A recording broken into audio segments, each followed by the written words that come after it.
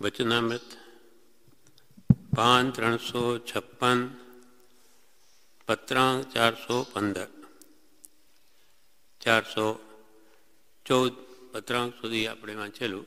હવે આગળ પત્રાંક 415. મુંબઈ આસો 1948. આ કોના પર છે? પાછળ નામ નથી. એમાં કૃપાલે લખે છે,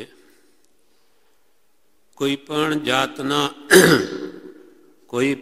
જાતના અમારા આત્મિક બંધનને લઈને અમે સંસારમાં રહ્યા નથી. કોઈ પણ જાતના અમારા આત્મિક બંધનને લઈને અમે સંસારમાં રહ્યા નથી.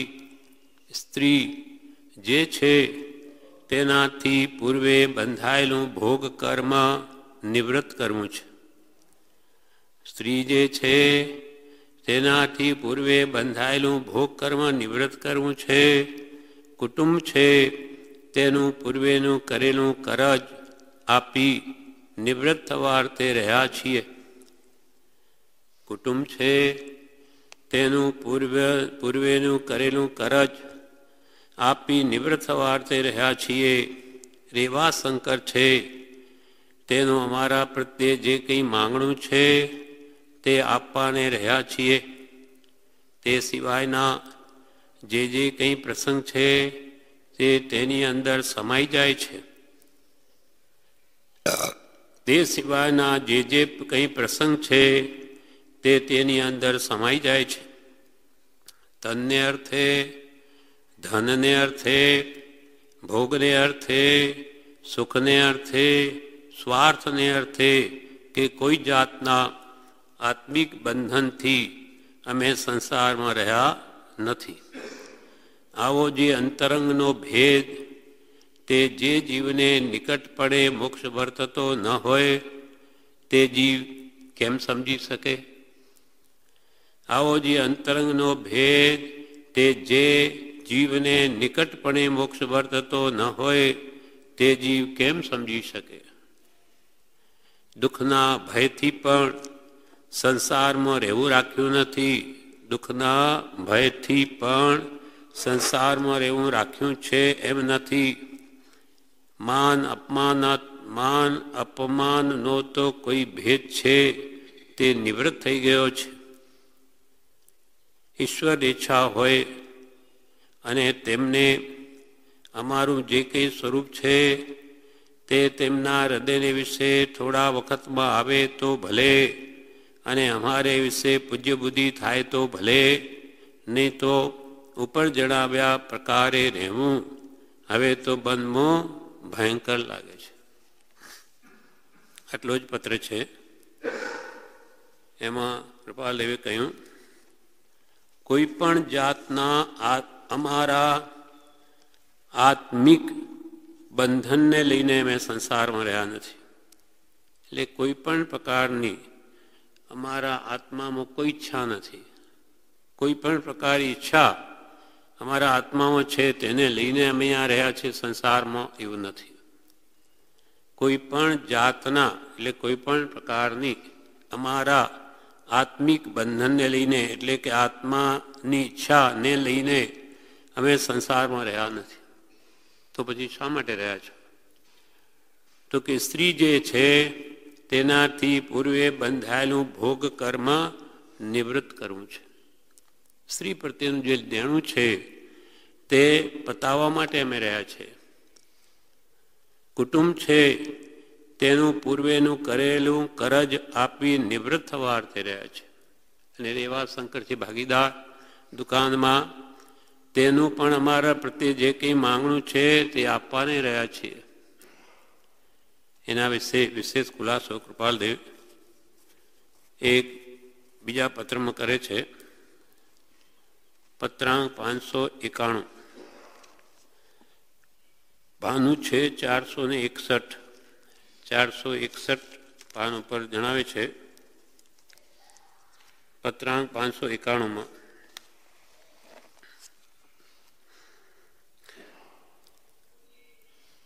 કે વિષયાદિચ્છિત પદાર્થ ભોગવી તેથી નિવૃત્ત થવાની ઈચ્છા રાખવી અને તે ક્રમે કરી પ્રવર્તવાથી આગળ પર તે વિષય મૂર્છા ઉત્પન્ન થવી ન સંભવે એમ બનવું કઠણ છે. કેમ કે જ્ઞાન દશા વિના વિષયનું નિર્મૂળપણું થવું સંભવતું નથી.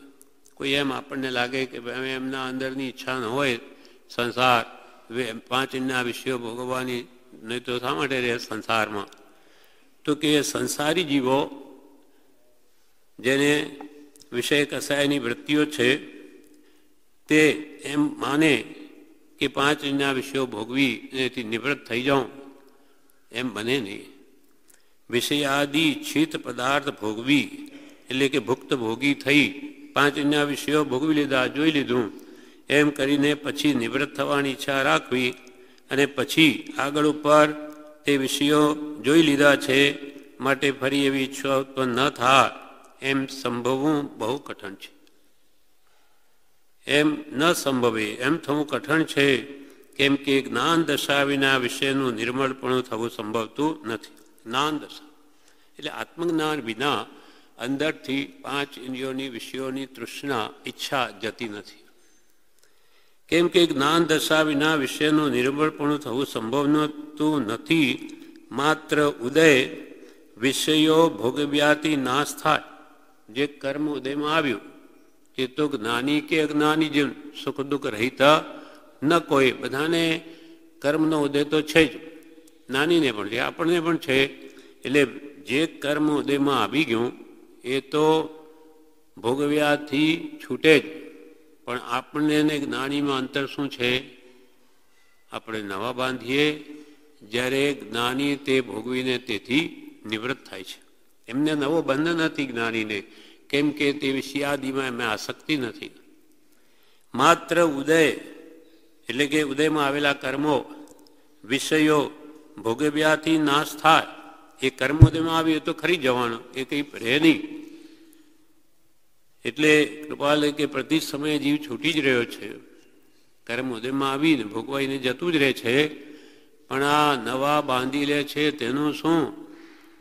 એટલે પાછો એનો સંસાર ઊભોનો ઊભો જ રહે છે.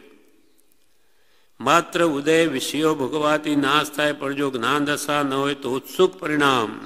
આપણા જેવા અજ્ઞાનીને શું થાય? વિષય ભોગવતા ઉત્સુક પરિણામ થાય, વિશેષ રાગ થાય, મોહ થાય, ઉલ્લાસ આવે એમાં, એટલે વિશેષ કર્મ બંધન થાય નવા.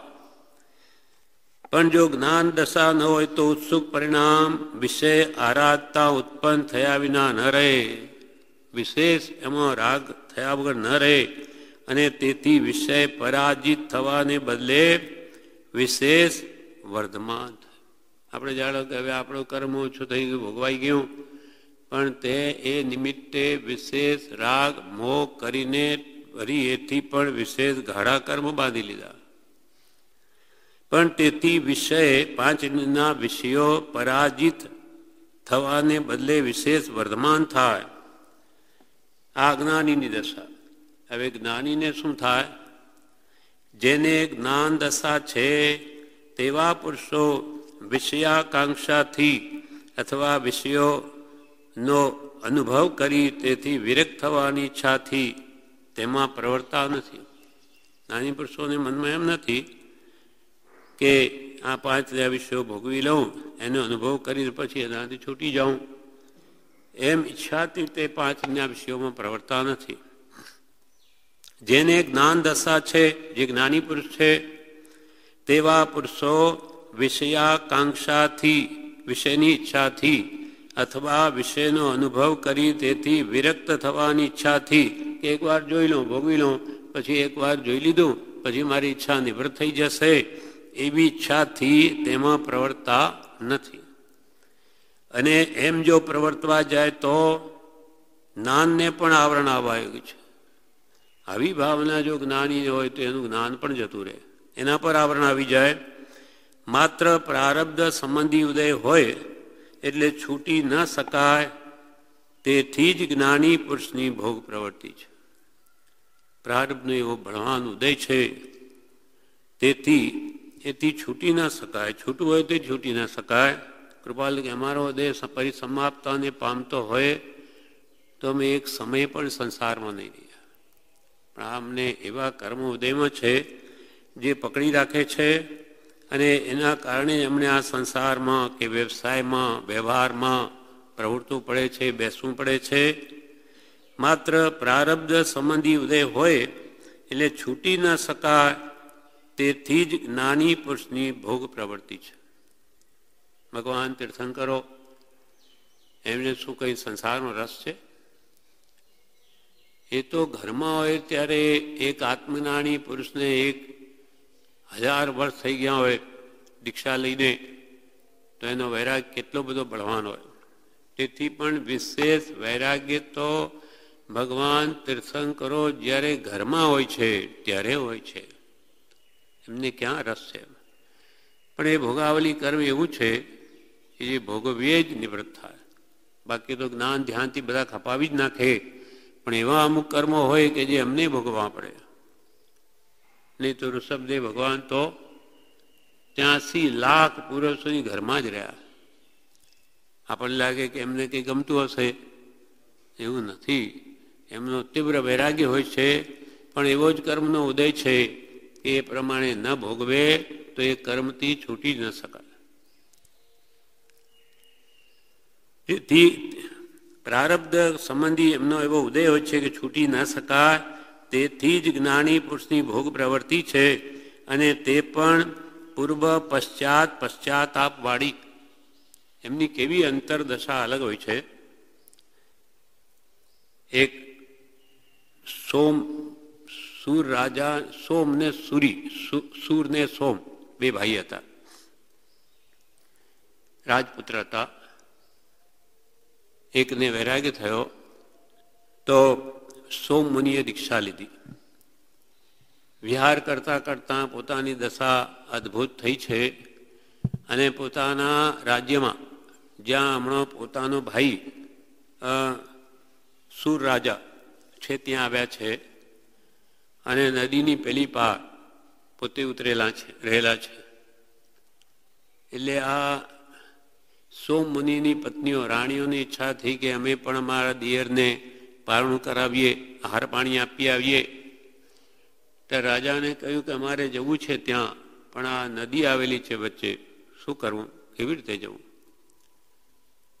ત્યારે સૂર રાજાએ શું કહ્યું, તમે કે ત્યાં નદી કિનારે જઈને એમ કહેજો કે અમારા પતિ બ્રહ્મચારી હોય તો હે નદી દેવી માર્ગ આપો. રાણીઓને થયું કે આ મારા પતિ બ્રહ્મચારી, અમે જાણીએ છીએ, પણ તમે ત્યાં જઈને કહેજો. ત્યાં નદી કિનારે જઈને એમ કહ્યું કે નદીએ માર્ગ કરી દો, રસ્તો કરી દો. ત્યાં પહોંચી ગયા. ભાવ ભક્તિથી મુનિને આહાર પાણી કરાવ્યો. આહાર પાણી કરાવ્યા પછી પાછી નદી તો એક થઈ ગઈ. હવે મુનિને પૂછ્યું કે અમારે જવું છે રાજ્યમાં, મહારાજ અમારે કેવી રીતે જવું? તો કે તમે નદી દેવીને એમ કહો કે આ મહાત્મા અણાહારી હોય તો હે નદી દેવી માગા. તો કે હમણાં તો ભોજન કરાવ્યું, એટલે અણાહારી કેવી રીતે? પણ એમ કહ્યું. નદીએ રસ્તો આપ્યો. પાછા રાજા પાસે ગયા. રાજાને પૂછ્યું કે એમ કેમ આ બધું શું થયું, શું કારણ એનું? તો કે અંતરથી જેની ઈચ્છા ન હોય સંસારમાં રહેવાની સાચા ભાવથી, અને માત્ર કર્મના ઉદય અનાસક્ત ભાવે જે સંસારમાં રહેતા હોય તેની આવી દશા છે. માટે જ્ઞાની ભોગવતા છતાં ભોગવતા નથી, ખાતા છતાં ખાતા નથી. જ્યારે અજ્ઞાની આપણા જેવા આસક્તિ જીવો, આસક્તિવાળા, એ નહીં ખાતા છતાં ખાઈએ છીએ. કેવી રીતે? કોઈ વસ્તુ આપણને ગમતી હોય, ભાવતી હોય, અને એનું નામ સાંભળ્યું કે એ વસ્તુ બહુ સારી છે. આપણે માનો કંઈ પણ ગમે તે ગુલાબજાંબુ કે રસગુલ્લા માનો ભાવતા હોય, અને એ નામ સાંભળ્યું રસગુલ્લા, તો કે ઓ એ તો બહુ સારા. હવે વસ્તુ છે નહીં, માત્ર નામ સાંભળ્યું, ભાવ શું થયો? ખાવાનો. ખાતા નથી, છતાં અંતરમાં એના પ્રત્યે રુચિ ઉત્પન્ન થઈ, તો આપણે નહીં ખાતા છતાં ખાઈએ છીએ. ભાવ થઈ ગયા. આખા જૈનનો આધાર ભાવ પર છે. એટલે મહાપુરુષો કે અજ્ઞાની ખાતા નથી ખાતા છતાં ખાય છે, અને જ્ઞાની ખાતા છતાંય નથી ખાતા. જેમ કે પરમ કૃપાળુદેવ એકવાર બધા મુમુક્ષો જમે છે, એના પહેલાં કૃપાલ એને જમાડ્યા. તે વખતે તુરિયાનું શાક હતું, તે કડવું ઝેર જેવું હતું. તો કૃપાલદેવને મૂકીએ તો જમી લીધું, કોઈ બોલ્યા જ નહીં. પછી જ્યારે મુમુક્ષોના ભાણામાં આવ્યું, આ તો બહુ કડવું છે, આવું કંઈ ખવાય, બધા બહાર કાઢી નાખે. એ સૂચવે છે કે કૃપાલ એમને આ કડવું છે કે આ મીઠું છે કે એવો કોઈ ભાવ જ નથી. ખાવાને આ શરીરને ભાડું આપી દીધું, જમી લીધું, તો એ ખાતા છતાંય ખાતા નથી. અને આપણે એણે બધો બહાર કાઢી નાખ્યું. એમને અરુચિ થઈ, અણગમો થયો, એ પ્રત્યે દ્વેષ ભાવ થયો, તો એ નહીં ખાતા છતાં ખાધું. એટલે એને લઈને અહીંયા કહે છે જ્ઞાનીઓની પ્રવૃત્તિ માત્ર અનાસક્ત ભાવે હોય છે. એ પૂર્વ પશ્ચાતાપ વાળી હોય છે.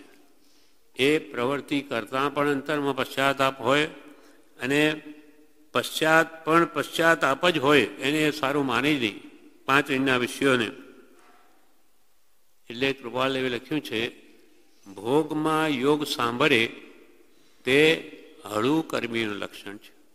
5 વિના વિષયોના ભોગવટ્ટા સમયે પણ એને અંતરમાં જો યોગ સાંભળે, નાની પુરુષોની યોગ સાધના યાદ આવે, તો એ હળું કર્મીનું લક્ષણ છે. એને બહુ કર્મ ભારે નથી એના પર. એ થોડા સમયમાં જન્મથી છૂટી જવાનો છે. એમ જ્ઞાનીની પ્રવૃત્તિ પૂર્વ પશ્ચાતાપવાળી અને મંદમાં મંદ પરિણામ સંયુક્ત હોય છે. મંદમાં મંદ ન છૂટકે પ્રવર્તવું પડે છે, ઈચ્છાથી નહીં. એટલે અને સામાન્ય મુમુક્ષુ જીવ વૈરાગ્યના ઉદ્ભવને અર્થે વિષય આરાધમાં જતા તો ઘણું કરી બંધાવા સંભવ છે. અને સામાન્ય મુમુક્ષુ જીવે હોય કે હું પણ આવી રીતે પ્રવૃત્તિ કરું અનાસક્ત ભાવે, આપણે તો મનથી જુદા રહીશું, તો કે નહીં બને. સામાન્ય મુમુક્ષુ જીવ વૈરાગ્યના ઉદ્ભવને અર્થે કે મને પણ એનાથી વૈરાગ્ય થતે વિષય ભોગવતા વિષય આરાધવા જતા તો ઘણું કરી બંધાવા સંભવ છે. અજ્ઞાનીને જ્ઞાન દશા ન હોવાથી એને તો તૃષ્ણા ઉલટી વધશે. તૃષ્ણા વધતી ઉલટી ભોગે. તૃષ્ણા વધતી ઉલટી ભોગે વહી જાય સુયોગ અહો. શ્રી રાજચંદ્ર ગુરુરાજ પદે હું કરું વંદનય ગણિત અહો. અજ્ઞાનીને ભોગ પ્રવૃત્તિ વિશેષ આસક્તિને તૃષ્ણા વૃદ્ધિનું જ કારણ છે. કેમ કે જ્ઞાની પુરુષ પણ તે પ્રસંગોને માંડ જીતી શક્યા છે, તો જેની માત્ર વિચાર દશા છે એવા પુરુષનો ભાર નથી કે તે વિષયને એવા પ્રકારે જીતી શકે. નાની પુરુષ આવી જીતી શકે. મોહમય એવી નગરી મુંબઈમાં રહીને કૃપાલદેવ જેવા અત્યંત આત્મબળે એ સંસારને જીતી શકે, પણ ત્યાં રાગી કે સામાન્ય મુમુક્ષુ જીવનું કામ નથી. એમ નાની પુરુષની ભોગ પ્રવૃત્તિ છે તે માત્ર છૂટવા માટે છે. ભલે આપણને ઉપરથી દેખાય કે આપણી જેમ પ્રવર્તન છે, પણ અંતરથી સાવ જુદા છે. એટલે કોઈ પણ જાતના અમારા આત્મિક બંધનને લઈને અમે સંસારમાં રહ્યા નથી. સ્ત્રી જે છે તેનાથી પૂર્વે બંધાયેલું ભોગ કર્મ નિવૃત્ત કરવું છે. પ્રભુશ્રીજીએ ગાથા લખી છે ઉપદેશામૃતમાં. ઋણ સંબંધે આવી મળ્યા સુત વિત્ત દારા દેહ. ઋણ સંબંધે આવી મળ્યા સુત વિત્ત દારા દેહ. લેવા દેવા જ્યારે મીટે માર્ગ લાગશે તે. આપણને જે કંઈ આપણા સગા સ્ત્રી પુત્ર કે ધનનો સંયોગ થયો છે એ બધો પૂર્વનું ઋણાનુબંધ છે. પૂર્વે કોઈનું ઋણ દેવાનું છે, કોઈનું લેવાનું છે, એના કારણે સંબંધ થયો છે. એટલે પુરુષ કે ઋણ સંબંધી આવી મળ્યા. કોણ? સુત. સુત એટલે પુત્ર. વિત્ત. વિત્ત એટલે ધન. કોઈને ઘણું મળ્યું હોય, કોઈને ઓછું મળ્યું, એમ કેમ પૂર્વના કર્મ પ્રમાણે છે. દારા. દારા એટલે સ્ત્રી. દેહ એટલે શરીર. એટલે ઋણ સંબંધે આવી મળ્યા સુત વિત્ત દારા દેહ. અને લેવા દેવા જ્યારે મીટે માર્ગ લાગશે તે, જ્યારે લેવા દેવાનું પૂરું થઈ જશે એ બધા પોતપોતાના પંથે પડી જશે. એના ઉપર એક દ્રષ્ટાંત છે. એક શેઠને એક પુત્ર થયો. વેદાંતની કથા છે. પૂછ્યું એ બાળકને, ભાઈ તું મારી પાસે આવ્યો, શા માટે આવ્યો? તો કે મારે 1 લાખનું દેણું છે. લાખનું લેણું છે તમારી પાસે, લાખ રૂપિયા લેવાના છે. તો એ પછી બીમાર પડે છે. બીમાર પડીને જે કંઈ ખર્ચો થતા બધો લાખ રૂપિયો થયો કે પેલો બાળક મરી ગયો.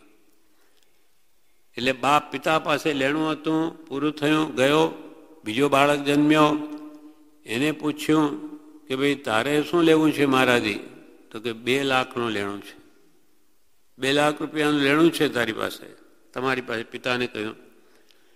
એ પણ થોડો મોટો થયો, બીમાર પડ્યો, દવા ભણાવવા વગેરેમાં ખર્ચો થતો, 2 લાખ પૂરા થયા, એ પણ મરી ગયો. ત્રીજો પુત્ર થયો. એને પૂછ્યું તારે ભાઈ શું લેણું છે કંઈ? તો કે મારે લેણું નથી, મારે ઉડતું દેણું છે, મારે તમારે દેવાના છે.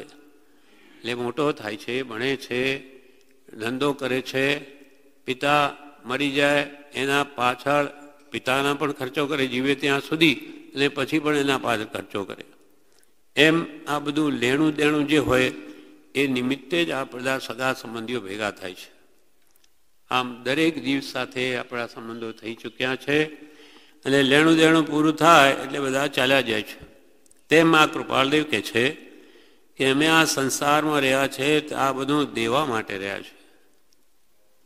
સ્ત્રી જે છે તેનાથી પૂર્વે બંધાયેલું ભોગ કર્મ નિવૃત્ત કરવું છે. ફરી એ સંબંધી કૃપાલદેવ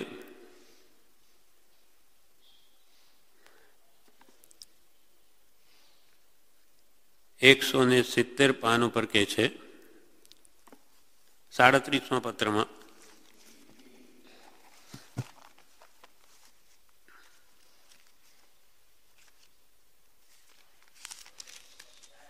પત્રાંક 37 જુઠાભાઈ પરના પત્રમાં કહે છે કે જગતમાંથી જે પરમાણુ પૂર્વકાળે ભેગા કર્યા છે, જગતમાંથી જે પરમાણુ પૂર્વકાળે ભેળા કર્યા છે તે હળવે હળવે તેને આપી દઈ ઋણ મુક્ત થવું એ જ તેની સદા સઉપયોગી, વહાલી, શ્રેષ્ઠ અને પરમ જિજ્ઞાસા છે. બાકી તેને કંઈ આવડતું નથી, તે બીજું કંઈ ઈચ્છતો નથી. પૂર્વકર્મના આધારે તેનું સઘળું વિચારવું છે એમ સમજી પરમ સંતોષ રાખજો. આ વાત ગુપ્ત રાખજો. જુઠાભાઈ કૃપાલન લખે છે કે તમારી આ સ્થાનકવાસીઓ નિંદા કરે છે, કેમ કે કૃપાલદેવને જ્યારે મૂર્તિનું વિધાન યથાર્થ લાગ્યું એટલે એમને બધાને કહેવા માંડ્યું કે મૂર્તિ તો હોવી જોઈએ. ભગવાનની મૂર્તિને કારણે આપણા ભાવોમાં આ સારા એવા એટલે આ ભાવ શુદ્ધિ થાય છે. તો પછી સ્થાનકવાસીઓની વાત ગમી નહીં એટલે એ વાત કૃપાલયની નિંદા કરવા લાગ્યા. તો કૃપાલય એ અમને ખબર છે, એ બધું હવે સાંભળવાની આપણે જરૂર નથી. દુનિયા ગમે તેમ કહે, જગતને રૂડું દેખાડવા માટે તો અનંતવાર પ્રયત્ન કર્યું, તેથી રૂડું થયું નથી. કેમ કે પરિભ્રમણ અને પરિભ્રમણના હેતુઓ હજુ પ્રત્યક્ષ રહ્યા છે. એક ભાવ જો આત્માનું રૂડું થાય તેમ વ્યતીત કરવામાં જશે તો અનંત ભાવનું સાટું વળી રહેશે એમ હું લઘુત્વ ભાવે સમજ્યો છું, અને તેમ કરવામાં જ મારી પ્રવૃત્તિ છે. આ મહાબંધનથી રહિત થવામાં જે સાધન પદાર્થ શ્રેષ્ઠ લાગે તે ગ્રહવા એ જ માન્યતા છે, તો પછી તે માટે જગતની અનુકૂળતા પ્રતિકૂળતા શું જોવી? ભલે નિંદા કરે કે પ્રશંસા કરે, શું જોવી? આપણે તો આપણો આત્મા, એ દુનિયા ગમે તેમ બોલે, પણ આત્મા જો બંધન રહિત થતો હોય, સમાધિમાં દશા પામતો હોય તો તેમ કરી લેવું. એટલે કીર્તિ અપકીર્તિથી સર્વકાલને માટે રહિત થઈ શકાશે. એટલે અમારે તો કે આ જે કંઈ પણ પૂર્વે દેણું કર્યું છે, જે પરમાણુ ગ્રહણ કર્યા છે આ જગતમાંથી, તે હળવે હળવે એટલે સંભાવ રાખીને આપી દઈ ઋણ મુક્ત થવું, એ જ તેની સદા હંમેશા કે ઉપયોગી કે વહાલી કે શ્રેષ્ઠ અને પરમ જિજ્ઞાસા છે. બાકી કૃપાલ કે અમને કંઈ આવડતું નથી. આવા પુરુષો કે મને કંઈ આવડતું નથી, અને આપણા જેવા અમને બહુ આવડે. તે પ્રભુશ્રી કે ધૂળ આવડે? હું સમજો ધૂળ સમજો? કુવાના ડેડકા, તને શું ખબર છે? એમ જ્ઞાનીઓને મન એક અલ્પ નૈબત દોષ એને પહાડ જેવો કરી જોઈએ છે. બાકી તેને કંઈ આવડતું નથી, તે બીજું કંઈ ઈચ્છતો નથી. પૂર્વકર્મના આધારે તેનું સઘળું વિચારવું છે, એમ સમજી પરમ સંતોષ રાખજો. કેમ આપણે માનીએ છીએ અથવા કેમ વર્તીએ છીએ તે જગતને દેખાડવાની જરૂર નથી, પણ આત્માને એટલું જ પૂછવાની જરૂર છે કે જો મુક્તિને ઈચ્છે છે તો સંકલ્પ વિકલ્પ રાગ દ્વેષને મૂક, અને તે મૂકવામાં તને કંઈ બાધા હોય તો તે કહે, તે તેની મેળે માની જશે ને તે તેની મેળે મૂકી દેશે. કાઢવાનું આ છે. આપણા અંદરના સંકલ્પ વિકલ્પ ઘટે કે રાગદ્વેષ ઘટે તો આપણું કલ્યાણ છે. દુનિયા આપણને સમકીથી કે મહાત્મા કહે તેથી શું થઈ ગયું? દુનિયા તો આ તો સમ્યક દ્રષ્ટિ છે, તે સમ્યક દર્શન આવી જાય. દુનિયાની છાપ નથી જોઈતી, આપણા અંદરમાં જોવાનું કે આપણે અહીંયા શું ચાલે છે. અહીંયા કશાયના ભાવો, વિષયોના ભાવો કે રાગદ્વેષ ચાલતા હોય તો બંધ તે પ્રમાણે થશે, અને અહીંયા ભક્તિ કે ભગવાનના ગુણગાન કે સ્મરણની રચના થતી હશે તો તે પ્રમાણે શું બંધ થશે. એટલે ધ્યાન કૃપાલ કે આપણા મનને પૂછવાની જરૂર છે કે તું મુક્તિને ઈચ્છે છે, તારે ખરેખર મોક્ષ જોઈએ છે, જન્મથી છૂટવું છે, તો સંકલ્પ વિકલ્પને મૂક. કેમ કે સંકલ્પ વિકલ્પથી જ બંધાય છે, અને દુઃખ પણ સંકલ્પ વિકલ્પ જ છે. આપણા અંદરમાં કોઈ સંકલ્પ વિકલ્પ ન ચાલતા હોય તો શું દુઃખ? શાંત બેઠા હોઈએ, શાંતિ છે, પરમ શાંતિ. ધ્યાનમાં નિર્વિકલ્પતામાં જ પરમ સુખ છે. જેટલા વિકલ્પ, અશુભ કરતાં શુભ વિકલ્પ સારા અપેક્ષાએ. ભક્તિના વિચારો સત્સંગના કરીએ તો અશુભમાં તો શું હોય? વિષય કસાયની વાત હોય, એટલે આપણા અંતરમાં બળતરા હોય ઈચ્છાઓની, એટલે તેથી વિશેષ કર્મ બંધાય. પણ શુભમાં પણ દુઃખ તો છે જ, ભલે ઓછું દુઃખ છે. હવે મારે ભક્તિ કરવી છે કે હવે સ્મરણ કરવું છે કે આ બધા યાદ કરવાના, આ પણ શુદ્ધની અપેક્ષાએ દુઃખરૂપ જ છે. અશુભ કરતાં શુભ સારા, પણ શુદ્ધની અપેક્ષાએ તો શુભમાં પણ દુઃખ જ છે. તે શુભાશુભ છેદતા ઉપજે મોક્ષ સ્વભાવ. એ જીવ તું મુક્તિને ઈચ્છે છે તો સંકલ્પ વિકલ્પ રાગ દ્વેષને મૂક. સંભાવમાં સુખ છે. કોઈના પ્રત્યે રાગ થઈ ગયો તોય બળતરા થાય ઈચ્છાઓની, અને દ્વેષ થઈ ગયો તોય દુઃખ થાય મનમાં. એટલે જો મુક્તિને ઈચ્છે છે તો સંકલ્પ વિકલ્પ રાગ દ્વેષને મૂક. કેમ કે રાગ દ્વેષ અજ્ઞાન એ મુખ્ય કર્મની ગ્રંથ થાય નિવૃત્તિ જેથી તે જ મોક્ષનો પંથ. અને તે મૂકવામાં તને કંઈ બાધા હોય તો કહે તો તે તેની મેળે માની જશે.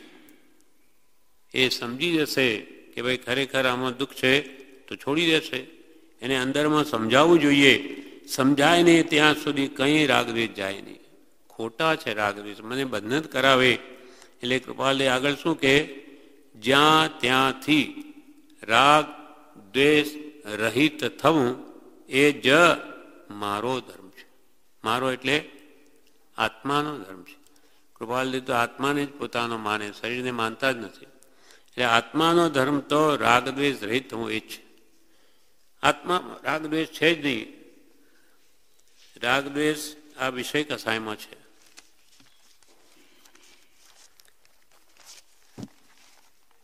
એમ કૃપાલદેવ કહે, કુટુંબ છે તેનું પૂર્વેનું કરેલું કરજ, પૂર્વે મેં આ કરજ કર્યું છે દેણદારી, એ આપવાને માટે રહ્યા છીએ.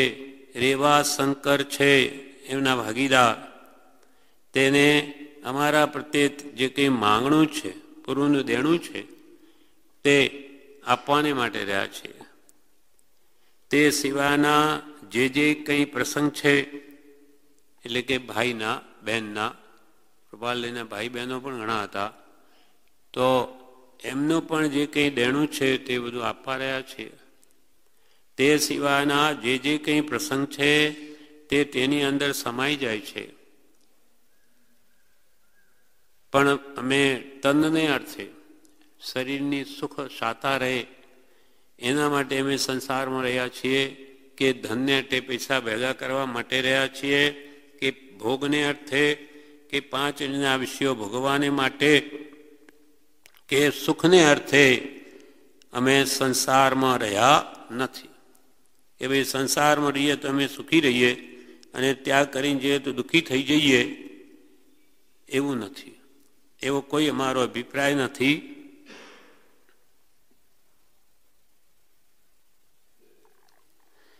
એક પત્રાંક 487 ફરી જણાવે છે આ સંબંધી, 392 પેજ ઉપર.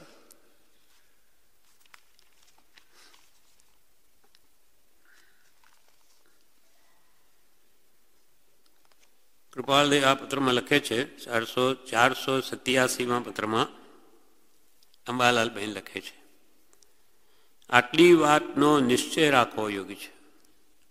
અંબાલાલભાઈને કૃપાલદેવ શું લખે કે આટલી વાત નક્કી કરી લેવા યોગ્ય છે, મનમાં વિચારી લેવું, દ્રઢ કરી લેવા યોગ્ય છે કે જ્ઞાની પુરુષને પણ પ્રારબ્ધ કર્મ ભોગવ્યા વિના નિવૃત્ત થતા નથી.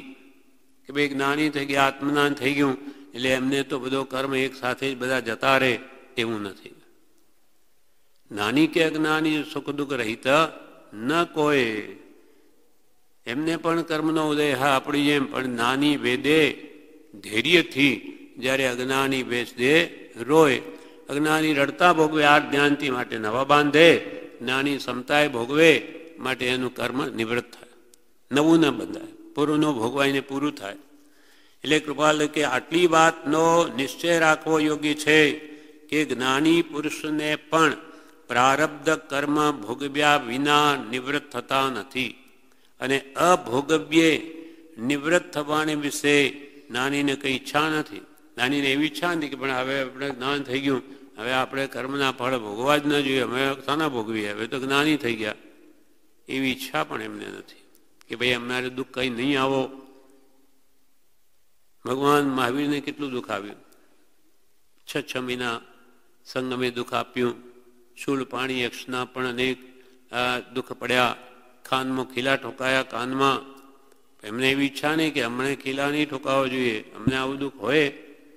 એમને પણ જે કર્મ ઉડતા આવે છે દુઃખ, ત્યારે જ્ઞાનીઓ આનંદ માને છે કે હવે આ બધું કર્મ દેણદારી પૂરી થાય છે એટલે હલકા થઈશું કર્મથી. એટલે અને અભોગવ્યે ભોગવ્યા વિના તે કર્મ નિવૃત્ત થવાને વિશે જ્ઞાનીને કંઈ ઈચ્છા નથી.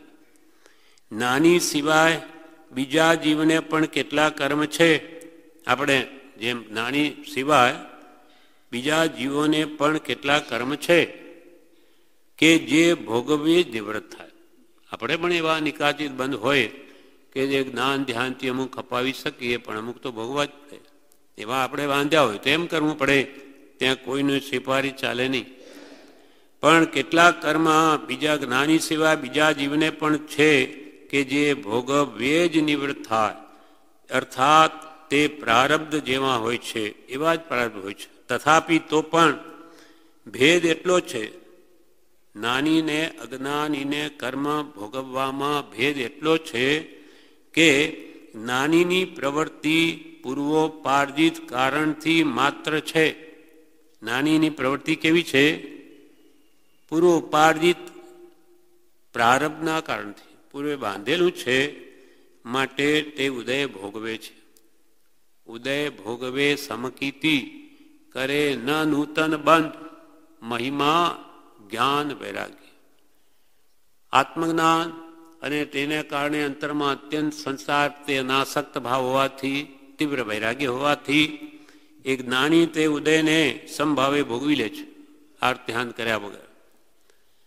એટલે કે ભેદ એટલો જ છે કે જ્ઞાનીની પ્રવૃત્તિ પૂર્વોપાર્જિત કારણથી માત્ર છે અને બીજાની પ્રવૃત્તિમાં ભાવિ સંસારનો હેતુ છે. પણ જ્ઞાની સિવાય બીજા જીવોની જે ભોગ પ્રવૃત્તિ છે, ભોગાવલી કર્મ ભોગવા, તેમાં રાગદ્વેષ થાય છે. રાગદ્વેષના કારણે તેને તે પ્રવૃત્તિ સંસારનો હેતુ છે, ફરી નવો સંસાર ઊભો થાય છે.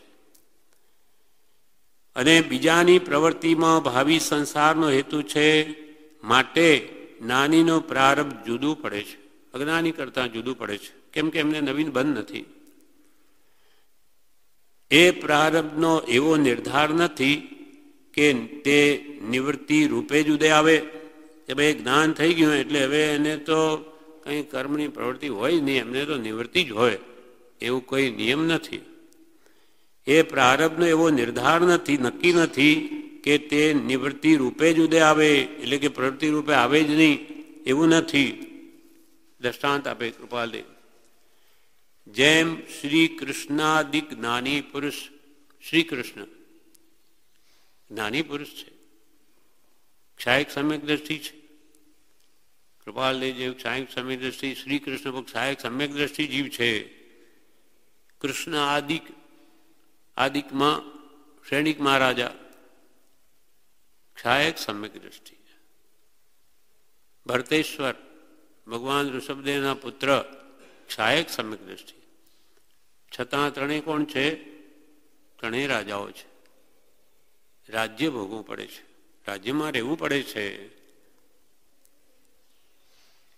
કૃષ્ણાદિક જ્ઞાની પુરુષ કે જેને પ્રવૃત્તિરૂપ પ્રારબ્ધ છતાં, પ્રવૃત્તિરૂપ પ્રારબ્ધ છે રાજ્ય ચલાવવાનું. ભરતરાજે ના પાડી દીધી ઋષભદેવ ભગવાનને કે મારે નહીં જોઈએ આ રાજ્ય, હું તો દીક્ષા લઈશ આપની સાથે. તે ભગવાન કે નહીં, તારે આ ઉદય છે. ભગવાન જાણે છે, ઋષભદેવ ભગવાન કે એને ઘરમાં જ કલ્યાણ થવાનું છે. કેવલ નામ થયું ઘરમાં, અને કે આ યુગલિયા હમણાં જ પાંસરા થયા છે એટલે તું રાજ્ય સંભાળ. 100 પુત્રમાં એ મોટા હતા, સૌથી મોટા, એટલે એમને રાજ્ય સંભાળવું પડ્યું. પણ એમના મનમાં તો શું વિચાર છે? આ રાજ્ય મારું નથી, હું તો ઋષભદેવ ભગવાનની આજ્ઞા પાડું છું. એમને મને આવો હુકમ કર્યો છે કે આ તારે આ કરવાનું, એટલે હું કરું છું.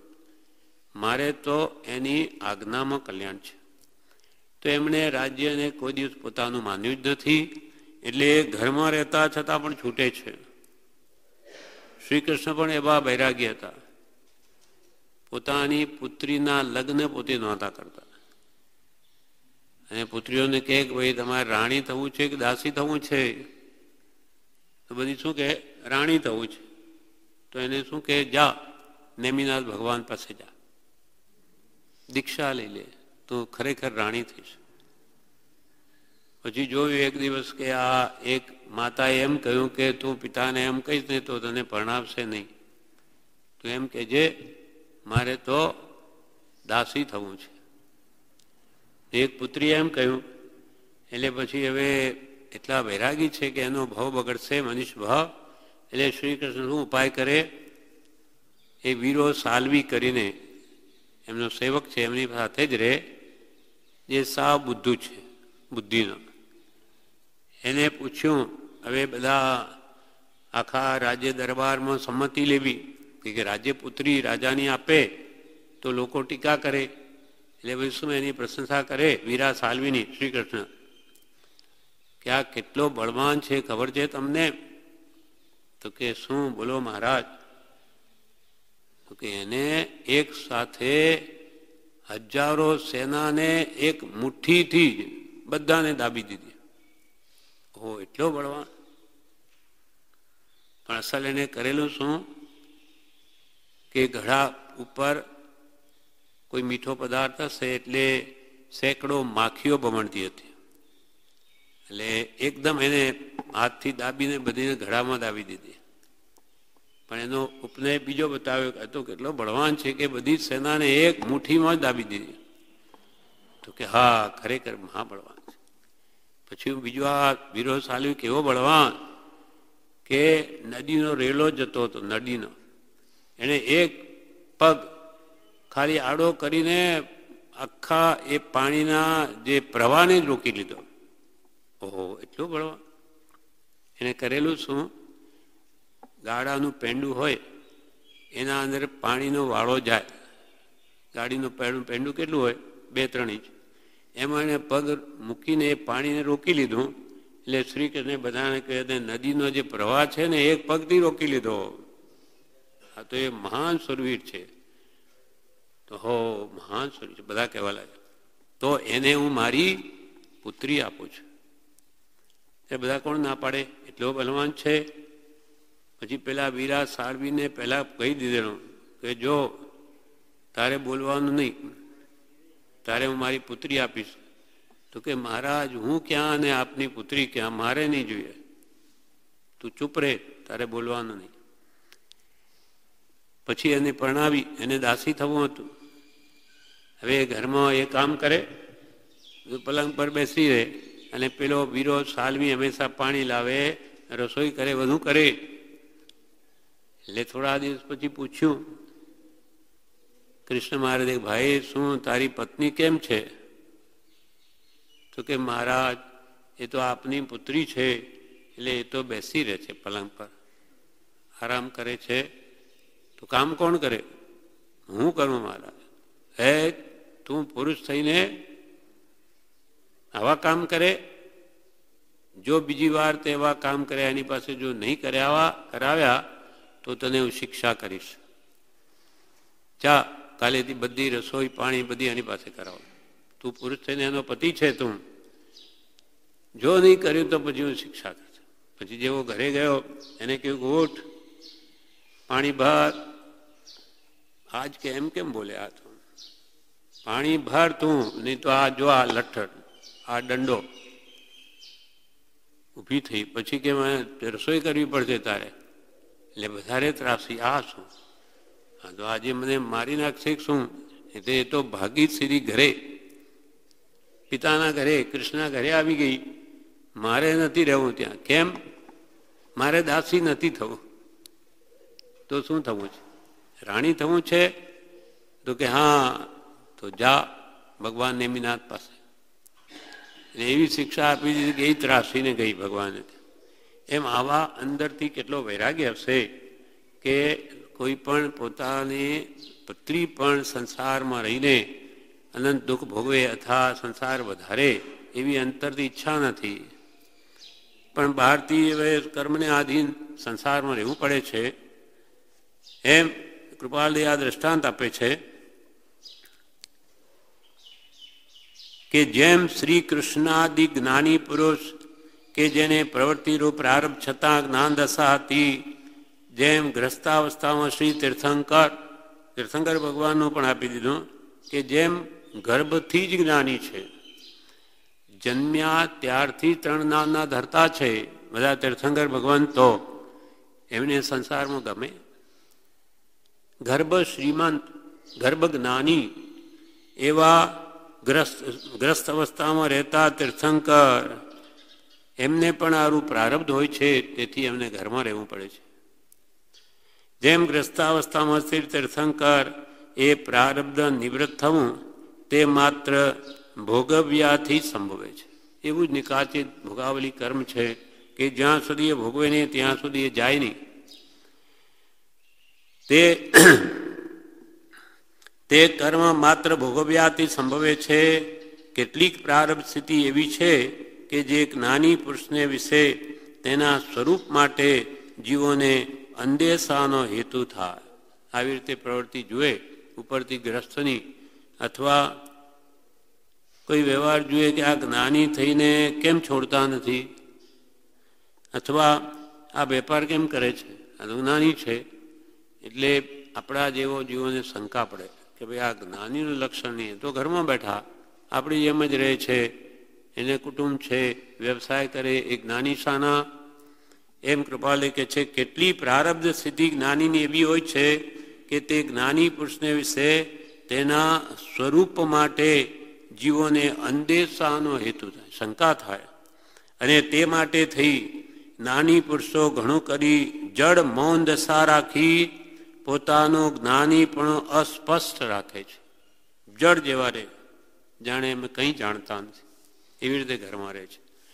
કેમ કે એની તો અમારા નિમિત્તે આ સાધના કરશે, આસાના જ્ઞાની. એટલે કે છે ઘરમાં જ્ઞાની પુરુષો ઘણું કરી જડ મૌન દશા રાખી પોતાનું જ્ઞાની પણ અસ્પષ્ટ રાખે છે.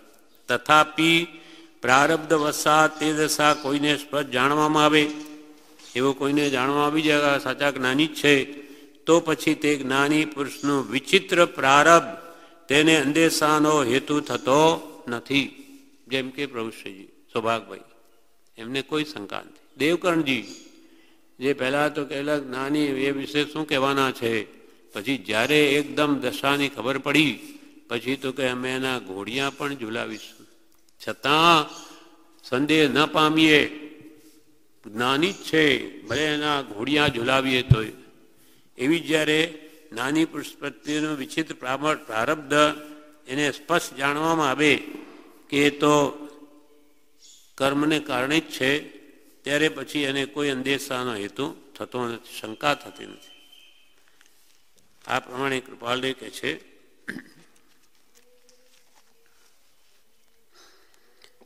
કોઈ પણ જાતના અમારા આત્મિક બંધનને લઈને અમે સંસારમાં રહ્યા નથી. સ્ત્રી જે છે તેનાથી પૂર્વે બંધાયેલું ભોગ કર્મ નિવૃત્ત કરવું છે. કુટુંબ છે તેનું પૂર્વેનું કરેલું કરજ આપી નિવૃત્ત થવા અર્થે રહ્યા છીએ. રેવા શંકર છે તેનું અમારા પ્રત્યે જે કંઈ માંગણું છે તે આપવાને રહ્યા છીએ. તે સિવાયના જે કંઈ પ્રસંગ છે તેની અંદર સમાઈ જાય છે. પણ તનને અર્થે, તન એટલે કે શરીરને અર્થે, ધનને અર્થે, ભોગને અર્થે, સુખને અર્થે, સ્વાર્થને અર્થે કે કોઈ જાતના આત્મિક બંધનથી અમે સંસારમાં રહ્યા નથી. કોઈ પણ પ્રકારના આત્માને બંધન થાય એવો કોઈ અમારો કારણ સ્વાર્થ છે જ નહીં કે અમે સંસારમાં રહ્યા છે. આવો જે અંતરંગનો ભેદ, એ અમારા અંતરની જે ભાવના છે એ કોણ કળી શકે, કોને ખબર પડે? આવો જે અંતરંગનો ભેદ તે જે જીવને નિકટપણે મોક્ષ વર્તતો ન હોય તે જીવ કેમ સમજી શકે? આવી અમારી અંતરંગ દશા સાવ જુદી છે, બહાર વર્તન જુદું, તો એ સામાન્ય કોઈ જીવને કેમ સમજાય? ન જ સમજાય. આવો જે અંતરંગનો ભેદ તે જે જીવને નિકટપણે મોક્ષ વર્તો ન હોય, જે નિકટ મોક્ષગામી ન હોય તે જીવ સિવાય કોણ સમજી શકે? દુઃખના ભયથી સંસારમાં રહેવું રાખ્યું છે એમ પણ નથી કે ભાઈ સંસારનો ત્યાગ કરીશું તો દુઃખ પડશે, બહાર જે સંસાર છોડીને જઈએ, જંગલમાં કે દીક્ષા લઈએ તો દુઃખ પડશે, એવો પણ અમને કોઈ ભય નથી, એનો કોઈ અમને વિચાર પણ નથી. દુઃખના ભયથી પણ સંસારમાં રહેવું રાખ્યું છે એમ નથી. માન અપમાનનો તો કોઈ ભેદ છે તે નિવૃત્ત થઈ ગયો છે. અમને કોઈ માન અપમાન ચિત્ત સમગણે કનક પાષાણ રે, બંધક નિંદક સમગણે ઈશ્યો હોય તો જાણ. કોઈ માન કરે, અપમાન આપે, બધું એમને સમ છે. એક માણસે પ્રસંગ આવે કૃપાલીનો, એક માણસે પરીક્ષા કરવા ગમે તેમ બોલવા માંડ્યું, તમે તો ઢોંગી છો, તમે તો ઠગ છો, બધાને ઠગો છો, બધાને પોતાના ચેલા આવો જેમ બધા બોલ્યો. કૃપાલયનું એક રૂવાડું પણ ફરક્યું નહીં, શાંતિ બધું સાંભળી રહ્યું. પછી છેલ્લે પેલો ભાઈ પાઘડી મૂકીને કહે કે પ્રભુ મેં તો આપની પરીક્ષા કરવા માટે આ કર્યું છે, પરીક્ષા પૂરેપૂરી આપની થઈ ગઈ, આપની રૂવાડું પણ ફરક્યું નથી, માટે હું આપની પાસે ક્ષમા માંગુ છું. એમ માન અપમાન તો કોઈ ભેદ છે તે નિવૃત્ત થઈ ગયો છે, અને ઈશ્વર ઈચ્છા હોય અને તેમને અમારું જે કંઈ સ્વરૂપ છે તે તેમના હૃદયને વિશે થોડા વખતમાં આવે તો ભલે. આ વાત રેવા શંકરભાઈ માટે છે, ભાગીદાર છે. એમને કૃપાલદેવ તો જંગલમાં જતા રહે કે ધ્યાનમાં બેસી જાય, લખવા બેસી જાય. હવે એ ભાગીદારી થઈ એટલે એમને તો હંમેશા જાણે વેપારમાં જ મન રાખવું જોઈએ, પણ એ કૃપાલદેવ કે અમને આમ પાલવે નહીં. એવું એમને મનમાં બીજો ભાવ ના આવે એના માટે તો કૃપાલદેવ ઓફિસમાં ઝાડુ પણ કાઢી નાખે છે. કેમ કે રેવા શંકરભાઈના કોઈ બીજો ભાવ ઉત્પન્ન થાય તો એમને તો ખબર નથી, પણ જાણે જાણે જ્ઞાનીની આશાતના થઈ જાય, એ મહાકર્મથી બંધાઈ જાય. એટલે હવે તો સ્પષ્ટ કહે છે, આ કાગળમાં લખે કે ઈશ્વર ઈચ્છા હોય એવું પ્રારબ્ધ હોય અને તેમને એટલે રેવા શંકરભાઈને અમારું જે કંઈ સ્વરૂપ છે. કયું સ્વરૂપ છે અમારું? તો કે અમે પોતે તો સાક્ષી પુરુષ છીએ અને કરતા પણ દેખાઈએ છીએ, જગતને કરતા રૂપે દેખાઈએ છીએ, અમે કરીએ છીએ, પણ માત્ર સાક્ષી રૂપે છે. અમારે કંઈ લેવા દેવું નથી આ સંસારમાંથી. અને અંતરમાં વિતરાગ દશા અને ઉપરથી વણિક વેશ છે. એ જે અમારું જે સ્વરૂપ છે તે તેમના હૃદયને વિશે રેવા શંકરભાઈના હૃદયમાં થોડા વખતમાં જો આ વાત આવી જાય, સમજાઈ જાય તો ભલે, અને અમારા વિશે પૂજ્ય બુદ્ધિ થાય તો ભલે, નહીં તો ઉપર જણાવ્યા પ્રકારે રહેવું હવે તો બનવું ભયંકર લાગે છે. આવી રીતે અમે પરાધીનપણે હવે રહેવા ઈચ્છતા જ નથી.